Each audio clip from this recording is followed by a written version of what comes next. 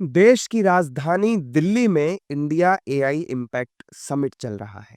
इस आयोजन में दुनिया भर के टेक दिग्गजों के साथ ही फ्रांस के राष्ट्रपति इमैनुअल मैक्रों और कई देशों के राष्ट्राध्यक्ष भी शामिल होने भारत आए हैं।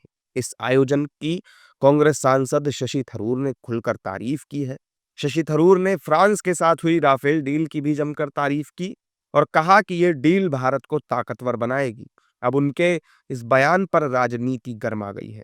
पहले आप शशि थरूर के बयानों को सुनिए। But by and large, what has been impressive is, first of all, the attendance. As you said, a number of presidents, prime ministers, and world leaders are here, and they've come with a strong message of wanting to see a newly integrated world in AI development, where the impact upon society will be the principal preoccupation, and India has clearly led the drive in this area.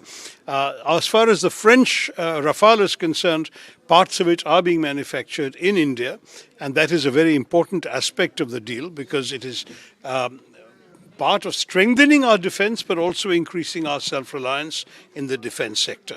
So all of these are very important developments. I believe that defense is important for India, not because we want to go to war, but because we don't want others to think that we are so weak that they can be tempted to go to war. It is a defensive defense, literally, and that's what we are working for. I support the government on that.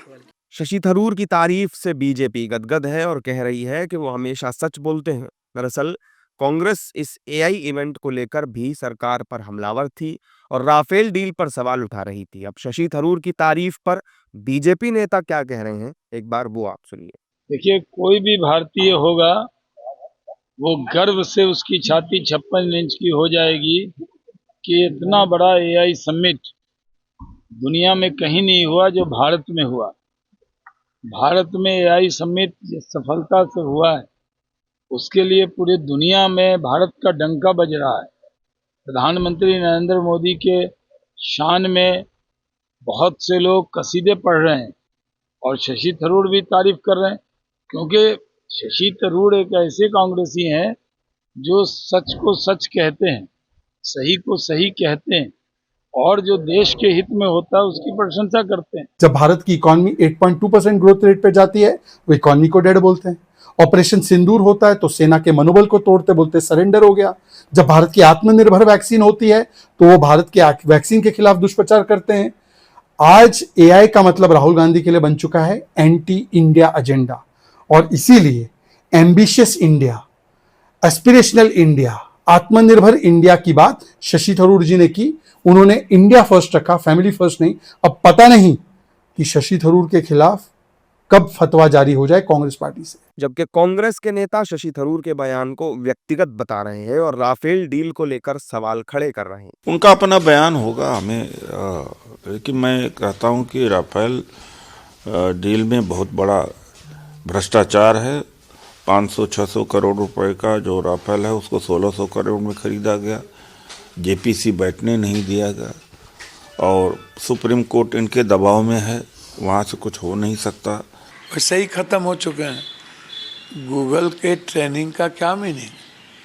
कौन है ये Google बाबू?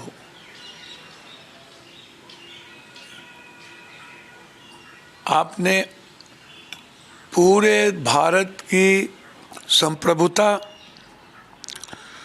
उसकी मानवीय मूल्यों का बखिया उधेड़ दिए दुनिया में और हमारा रेस्पेक्ट खत्म किया है।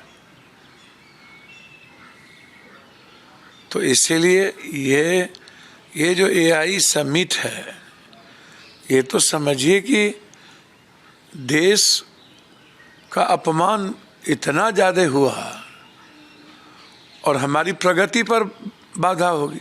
दरअसल लोकसभा में विपक्ष के नेता राहुल गांधी ने एआई समिट को अव्यवस्थित पीआर कहते हुए सरकार को घेरा था। राफेल की बात करें तो भारत ने वायुसेना की ताकत बढ़ाने के लिए फ्रांस से 114 राफेल लड़ाकू विमान खरीदने के प्रस्ताव को मंजूरी दी है। लगभग 3.25 लाख करोड़ रुपए की ये डील मेक इन इंडिया पहल के तहत होगी, जिसमें 100 से ज्यादा विमान भारत में ही बनेंगे और फ्रांस अपनी तकनीक साझा करेगा। इस डील पर भी विपक्ष सवाल खड़े कर रहा है।